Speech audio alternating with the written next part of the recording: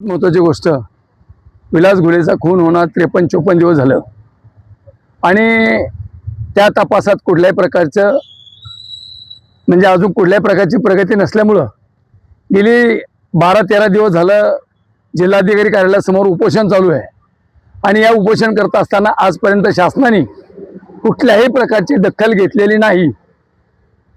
ते विलास घुलेच्या पत्नीने परदेशी 20% केलं तरीही शासनाला त्याची जाग आली नाही। त्यामुळं काल बहुजन समाजाच्या वतीने काल भगवान प्रतिष्ठान या ठिकाणी बैठक झाली आणि त्या बैठकीमध्ये आमदार नारायणजी मुंडे होते, चंद्रकांत सानप होते, अशी अनेक मंडळी होती।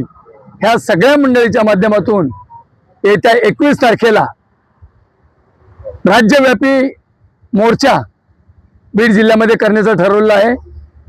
त्याचं ठिकाण आहे छत्रपती स्टेडियम, ते जिल्हाधिकारी कार्यालय।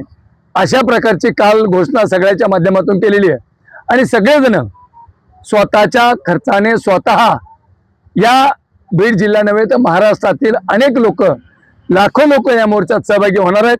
त्यामुळं माझी प्रशासनाला विनंती आहे की आपण या गोष्टीकडे अजूनही गांभीर्याने घ्यावं। जे कोणी आरोपी असतील त्यांना अटक करावी, त्यांना पोलीस बंदोबस्तचा विषय आहे, शासनाची काही मदतीचा विषय चालू आहे आणि ह्या सगळ्या गोष्टीवर जर शासनाने विचार नाही केला तर येत्या 21 तारखेला 100% मोर्चा निघणार आणि लाखोच्या संख्येने निघणार। आणि हेही सांगतो की जे जे काही घडेल याला प्रशासन शासन जबाबदार असेल। मी राज्याच्या मुख्यमंत्र्याला आवाहन करतो, मंत्री महोदय साहेब, गृहमंत्र्याला आवाहन करतो की या ठिकाणी गेली 13 दिवसापासून आमरण उपोषण आहे।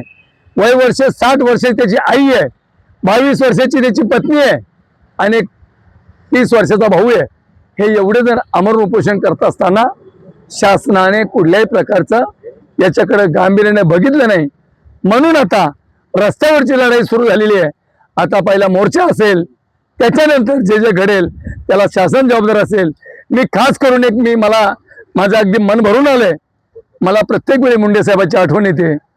आज मुंडे साहेब जर असते तर मला वाटतं ह्या बीड जिल्ह्यात कधी जातीवाद झाला नसता। हे माझं स्पष्ट भूमिका आहे आणि हे आंदोलन करण्याची वेळ आली नसती। ही माझी अगदी म्हणजे खरंच साहेब तुम्ही असतात तर मला वाटतं ही वेळ आमच्यावर आली नसती आणि उपोषण सुद्धा करण्याची वेळ आली नसती। आम्हाला माहिती आहे तुमच्याकडून आम्हाला न्याय मिळाला असता। मुंडे साहेब परत या, माझी तुम्हाला हात जोडून विनंती आहे।